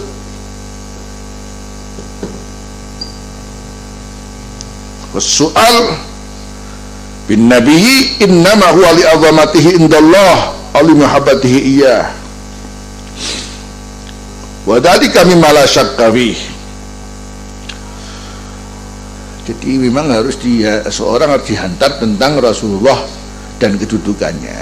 Ini kalau sudah jauh-jauh sebelumnya itu terus sudah berpikiran membaca ayat Qul innama ana basarun mislukum, kan Nabi ku menungso, jadi enggak usah dikultus, repot memang ya. Repot ya. Panjenengan ayat iku tok sing hafal ngono.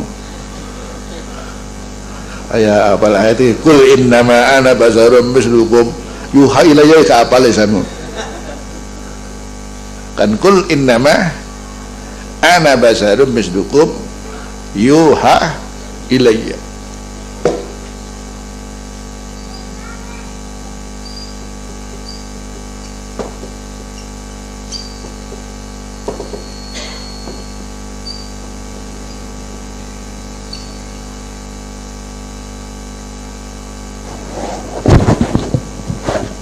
Perlu digaris itu, ceketok.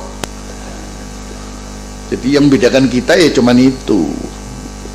Artinya berarti ya beda gitu ya. Bahasanya tidak beda tapi sangat beda. Soalnya Rasulullah dapat wahyu. Dan kau oleh wangsit ah. Wangsit jora.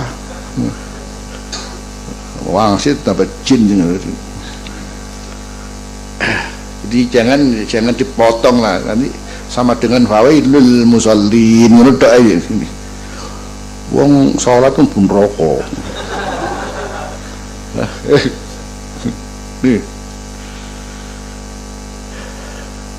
Jadi justru ya beda karena ada yuha ilayya, itu berarti memang saya sama dengan kalian. Cuman ada beda, saya dapat wahyu kamu tidak, ngono.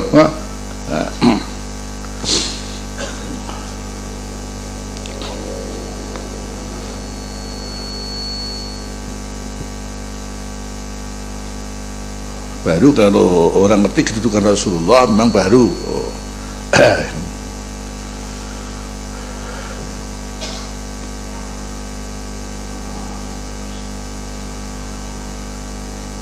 ini sama-sama ya kita sendiri memahami Rasulullah, tapi kenapa ada yang kemudian Masya Allah dalam mengucapkan saja itu sudah sangat hati-hati demi untuk menjunjung tinggi kedudukannya. Sementara ada si fulan ini padahal ya pintar, ya profesor doktor, bolak-balik ini adalah ajaran Muhammad. Muhammad berkata,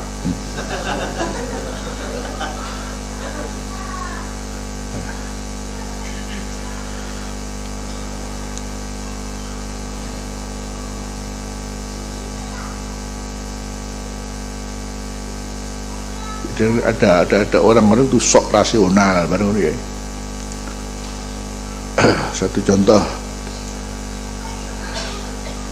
dalam syara Islam ini cara berdoa itu ada yang enak karena saking Allah itu sudah, pokoknya doa itu ditanggapi oleh Allah bagaimanalah. Jadi tidak mau merepotkan Allah pada manusia itu, kalau toh bersama-sama kus dewi-dewi rau siji ae ngono ngamino kabeh Gusti Allah bagus ngono. Dan karena doa sendiri sudah memang bagaimana Allah ingin membuat kita ini berhubungan. Kemudian Allah tidak mau merepotkan kalau doa bareng-bareng kemudian harus diwi-diwi amin ngono doa enak amin.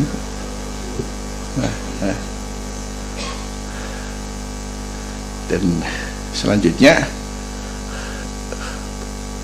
itu sama, itu siapa yang doa sama yang amin. Ada yang sok rasional, kok kenapa kita amin katanya, kok kita nggak tahu yang didoakan, kedengaran juga tidak, tahu juga tidak. Ya kalau doa elek kok jadi.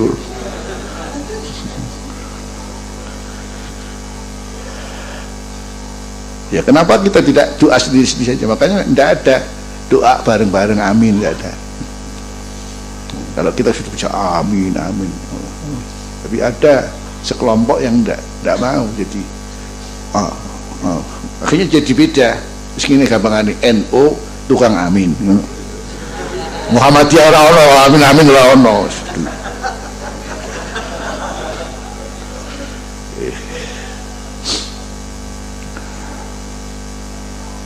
Itu namanya sok rasional ya.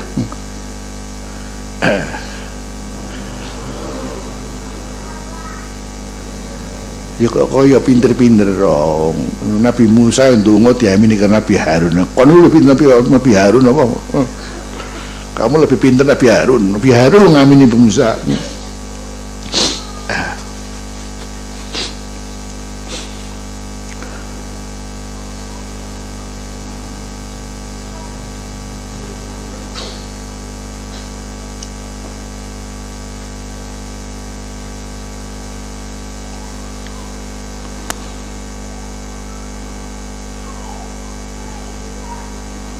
Wadhalika bima la syakka fi ala anna tawassula bil amali muttafaqun alaih. Ini satu sisi bahwa ulama tidak ada selisih pendapat kalau tawasul amal saleh itu maklum muttafaq alaih. Falima la naqulu inna man tawassala bil anbiya awis sholihin huwa mutawassilun bi amalihim allati yuhibbuhullah. Enak toh.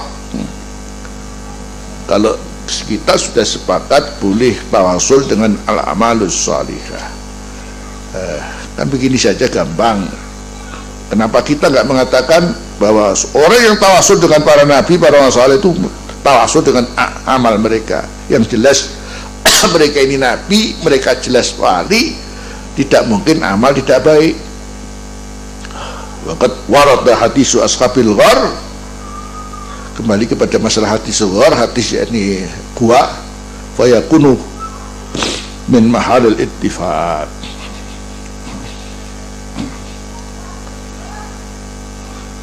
Maka ini menjadi tempat kita bisa menyatukan pendapat, selesai sebetulnya. Tapi yang aslinya wong dengan nabi saja tidak menghormati semestinya, apalagi dengan wali. Repot ini. Kalau sudah sisi pandangnya itu berbeda, memang dipaksa-paksa itu ya raiso. Wis ngono wis gak setuju gak apa-apa lah. Ora usah muni sirik. Ngene sing ya. Setuju gak setuju meneng ngocep wis gak apa-apa enak.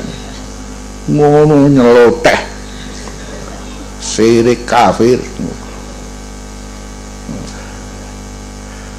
Wala syakka anal mutawassil bis salihin nama yatawassalu bihim min khaisu innahum salihun.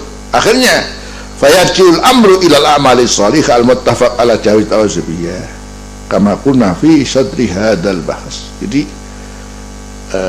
tidak ada keraguan lagi tawasul orang saleh ya, karena dia memang orang-orang saleh. Kalau orang saleh maka kembali kepada amal-amalnya yang saleh. Ya, kita sepakat bahwa boleh tawasul dengan amal saleh.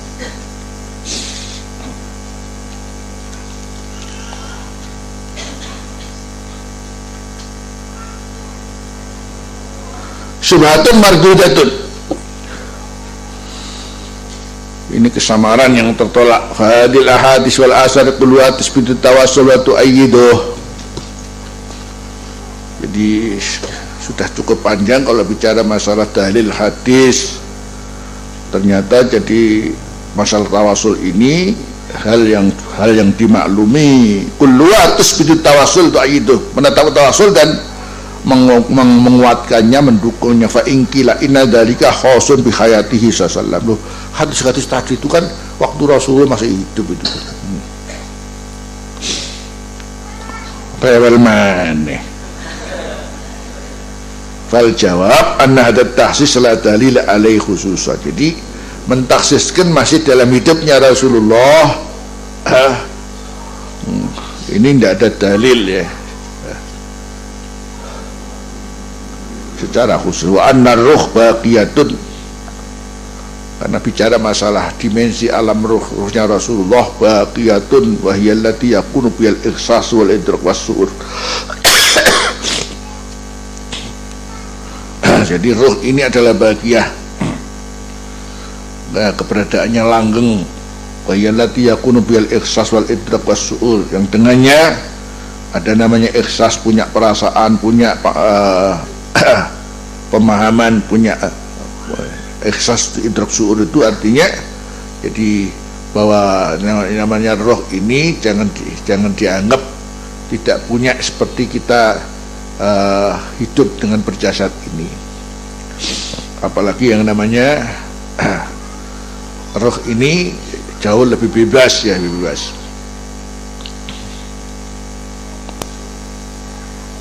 Kalau katakan rohnya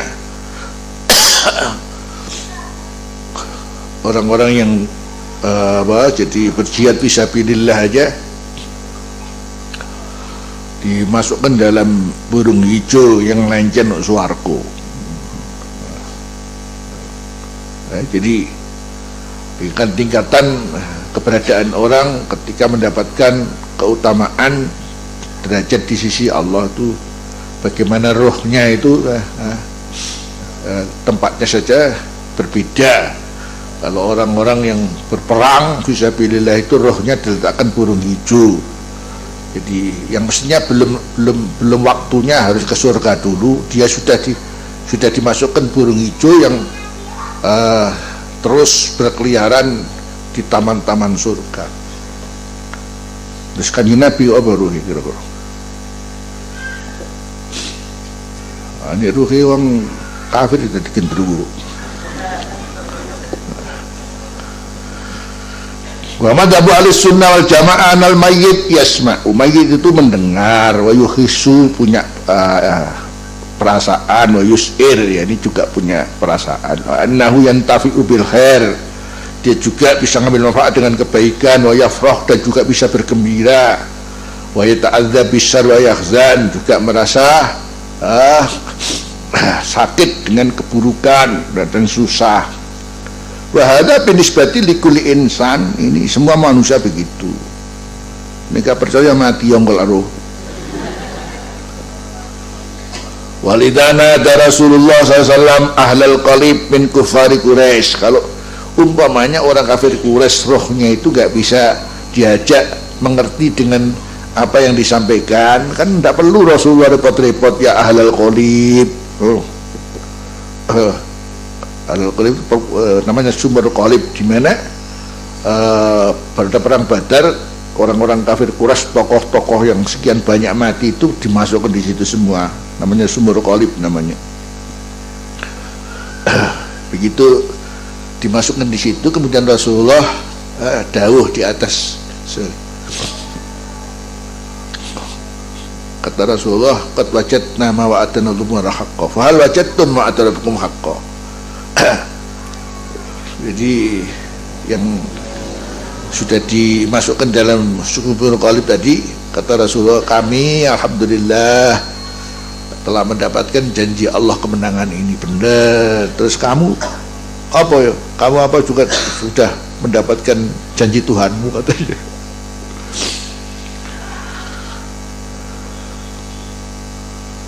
Walilana ada Rasulullah SAW ahlal qalib min kufari Quraisyin yawma Badr faqala ya Utbah ya Syaibah ya Rabi'ah faqila lahu kaifa tunadihim wa qad jayyafu. Ada pertanyaan dari sahabat, ya Rasulullah, panjenengan kok ndawi, bagaimana engkau menyeru pada mereka, memanggil mereka sedangkan mereka sudah menjadi bangkai, wa qad jayyafu, sedangkan mereka jadi bangkai. Ya Nabi, duh, kok jenengan kok dawuh-dawuh datang si fulan pada mereka sudah bangkit. Faqala ma antum bi asma'u. Yani bukanlah kamu tuh lebih bisa mendengar daripada mereka. Ya sama, mereka juga mendengar, lakinnahum la yastati'unal jawab, mereka enggak bisa jawab. Kalau mendengar sih mendengar dan mengerti, merasa, cuman ora iso jawab, soalnya wis mati.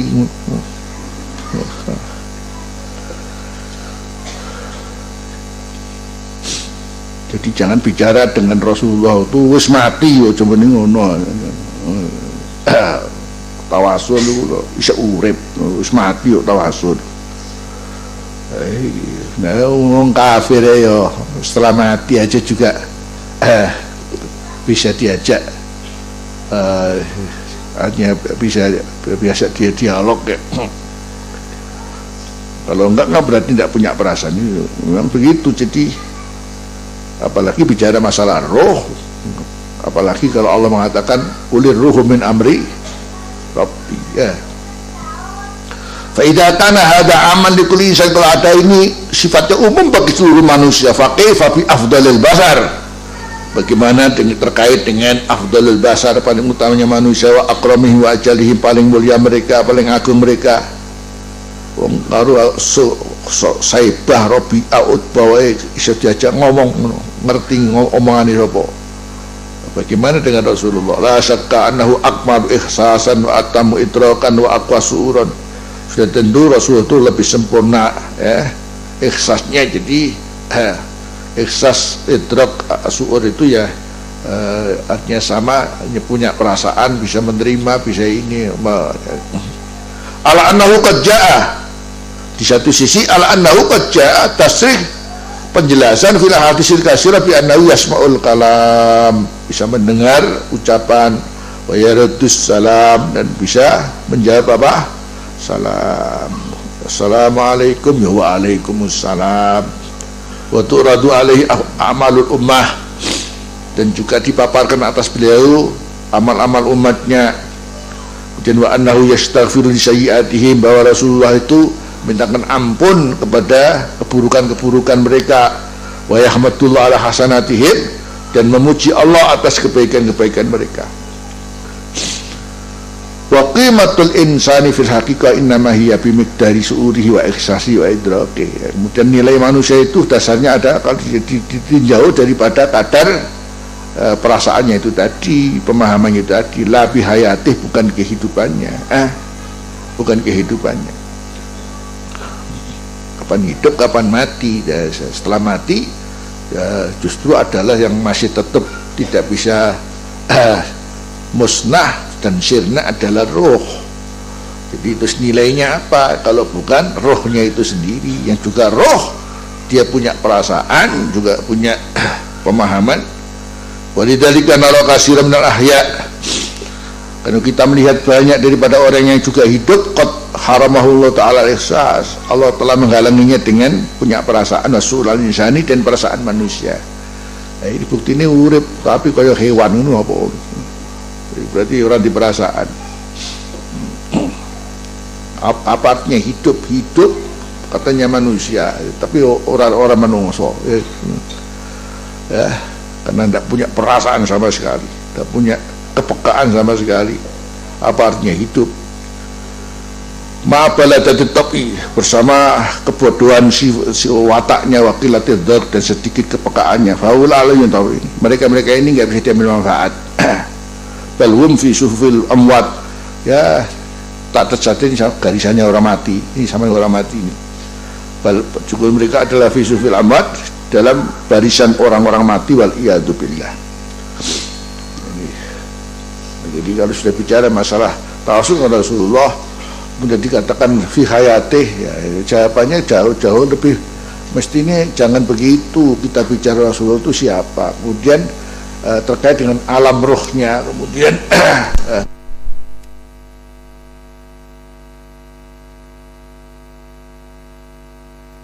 jadi apakah hidupnya, apa artinya hidup tapi tidak punya perasaan. Zakmu ba'dil jahalan Nabi SAW la yasma'una wa la yarona wa la ya'rifuna. Ono maneh iki. Anggapan sebagian orang bodoh bahwa Nabi itu enggak mendengar kita, enggak melihat kita, tidak mengenal kita. Yo goblok itu maneh iki. Termasuk wa min awalil mauta, di antara mereka yang dianggap mati saja orang ini ya. Wa min awalil mauta, di antara mereka orang-orang yang sudah mati, hidup di man za'ama anna Nabi SAW la yasma'u, tidak mendengar, wala yara, tidak melihat, wala ya'rifu, tidak mengenal, anna wala yatullah ta'ala, tidak mendoakan kepada Allah untuk kita. Fa ayyu jur'atin a'dhamu min hada, namanya berani kurang ajar yang paling agung. Maka mana namanya kurang ajar yang lebih besar daripada ini? Wa ayu jahlin akbahu min hada, mana kebodohan justru lebih jelek daripada ini.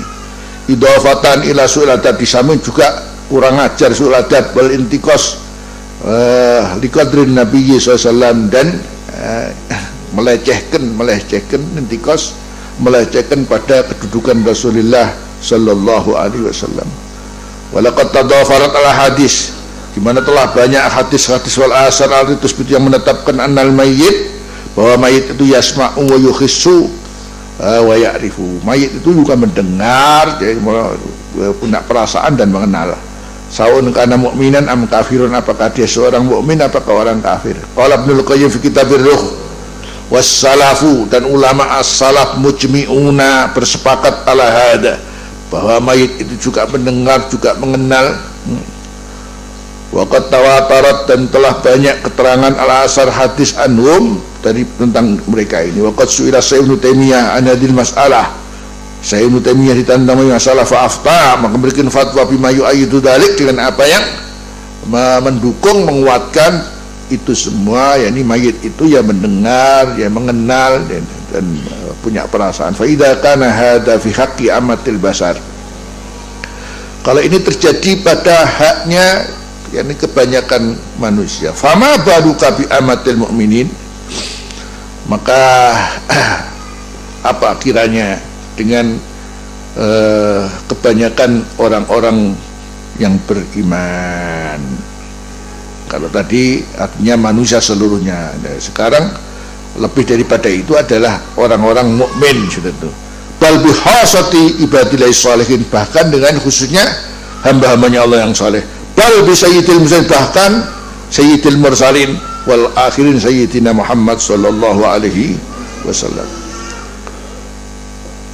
Waqat fasalnya, kata Abu Ya, kami telah menerangkan dengan rinci, hadil masalah ini fi mabhasin khas, dengan bahasan khusus biha, tentang masalah ini, fi kitabina, di kitab ini, hadza bi unwan al-hayah al-barzakhiyah hayatun hakikiyah. Jadi di kitab ini juga sudah saya sebutkan judul yang cukup luas membahas masalah kehidupan barzakh ini, judulnya kehidupan barzah adalah kehidupan yang hakiki. Wa bi unwan hayah khasah bin Nabi sallam, dan dengan judul juga kehidupan khusus bin Nabi sallallahu alaihi wasallam. Terus setelah ini Abuya akan menjelaskan para imam-imam yang mutawassilin siapa, piro kira pitulas ulama. Insyaallah kita terima Allah subhanahu wa ta'ala.